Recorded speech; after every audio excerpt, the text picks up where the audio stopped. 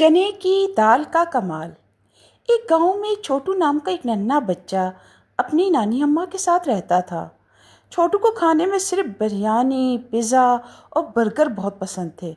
دال، سبزیاں اور خاص طور پر چنے کی دال سے تو وہ سخت نالاں رہتا تھا۔ ایک دن نانی اماں نے دوپہر کے کھانے میں چنے کی دال، چاول اور اچار بنایا۔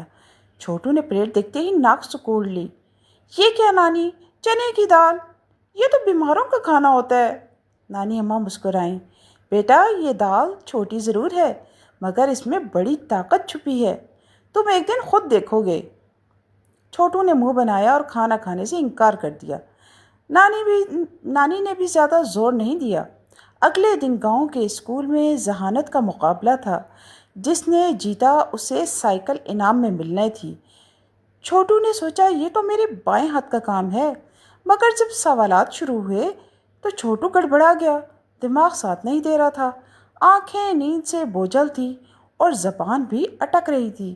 دوسری طرف اس کا دوست ببلو چمکتا دمکتا سوالات کے جوابات فٹافٹ دے رہا تھا۔ آخر میں جب اعلان ہوا تو ببلو جیت گیا۔ چھوٹو بہت مایوس ہوا۔ ببلو نے کہا، بھائی تم بھی میری طرح صبح ناشتہ کیا کرو۔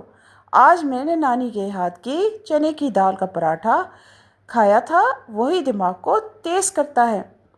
چھوٹو حیران رہ گیا۔ گھر آ کر اس نے نانی سے کہا، نانی اماں کل سے میں بھی چنے کی دال کھاؤں گا، پر آپ ساتھ میں تھوڑا سا اچار بھی ضرور دیجیے گا۔ نانی ہنس پڑیں۔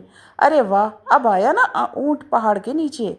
اس دن کے بعد چھوٹو روزانہ چنے کی دال مزے سے کھاتا ہے اور چند ہی دنوں میں اس کی یادداشت تیز، جسم مضبوط اور دل بھی خوش رہنے لگا ہے۔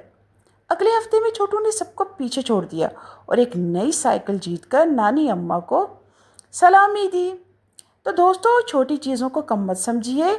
چنے کی دال جیسی معمولی چیز بھی صحت، طاقت اور ذہانت کا خزانہ ہو سکتی ہے۔ اور ویسے ہر دال خوب ذوق و شوق سے کھائیے۔ اللہ تعالیٰ کی بنائی ہوئی ہر دال بہت مزیدار، ذائقے، صحت اور حکمت سے بھرپور ہے۔ اس لیے دالوں کو شوق سے کھانا شروع کر دیجیے اور اس کے اثرات بھی آپ خود ملاحظہ کریں گے۔ یقیناً آپ میری بات سے اتفاق کریں گے۔ شکریہ۔